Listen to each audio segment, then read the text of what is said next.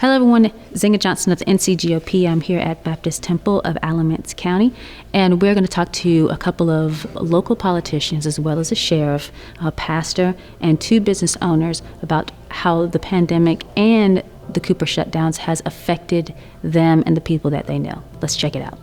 This week in Burlington, there were three major topics of discussion brought up concerning the Cooper Shutdowns. Those were the impact that the Cooper Shutdowns have had on North Carolinian families, the major effects on the small business community, and the lack of leadership in the governor's mansion. Community leaders are concerned that Roy Cooper's mandates are straining families. It may be possible that Governor Cooper simply doesn't understand where normal, everyday North Carolinians are coming from. I think that is a reverberating consequence through our economy, that families have to make a decision who's going to be at home with the children while they're doing their online learning, since the public school system in many places has had to elect to do online instruction only. And, some of the concerns have been what has been mentioned around the table. Is the governor just so disconnected that he doesn't understand what the people out here in the community trying to scratch out a living using that old term or pursuing the American dream? Is he just not, understanding of where those people are coming from? But a lot of employees are there in that balance of I may have to stay home with my kids, but I need to work, and they're trying to find how to keep moving forward, and it's stressing a lot of parents out because they're trying to work and then go home and spend time with their kids, making sure they don't get behind in school. Many small business owners feel their hands are tied. They are ready and willing to work, but the mandates make it so they are unable to do so. Many are even willing to talk to the Cooper administration and work to make their businesses safe for their customers. But they are not being met halfway. I would like some direction. I would like somebody to say, okay, we can look at this on a case-by-case basis instead of shutting down all gyms. It's no real-life communication. I've called the governor's office. Like I said, we applied for waivers 3 times, denied every time. So what else can we do? There's no one-size-fits-all solution to this. I feel like that's what's been used. There's lots of elbow space for us to figure out different businesses, how we can operate. There are different guidelines for different size businesses. If you've got safety things in place that Walmart can use, why can't I use them in my business?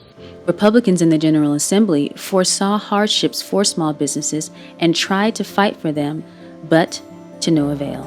And so, as a General Assembly, we made some arrangements for some legislation to provide some bridge loans for small business. The problem that we're running into now is the governor continues with his mandates over and over. We tried as a legislature to override some of these mandates from the governor. And immediately they came back and vetoed the legislation that we put forth to try to help business. Overall, many county and district leaders are upset with the lack of leadership from the Democrat Governor Roy Cooper. We called the governor's office to ask for clarification in some of his executive orders. I have yet to get a call back. So there's a lot of concerns. We would like to see the governor more engaged with local government. Politics is politics. But when you elected governor or you elected sheriff or you elected county commissioner, you represent all the people. Not just a party and not just a person, not just put money in your pocket. Sure.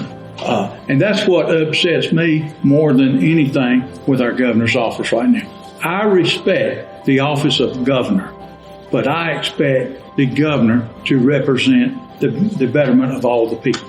We can value physical health and mental health and economic health. We can value all three of those things at one time. We don't have to pick a team. It's not like saying, do you like Duke or do you like Carolina? Once you make your pick, then it's done. We don't have to. It appears to me that the governor puts all of his eggs into the physical health basket. The virus is real.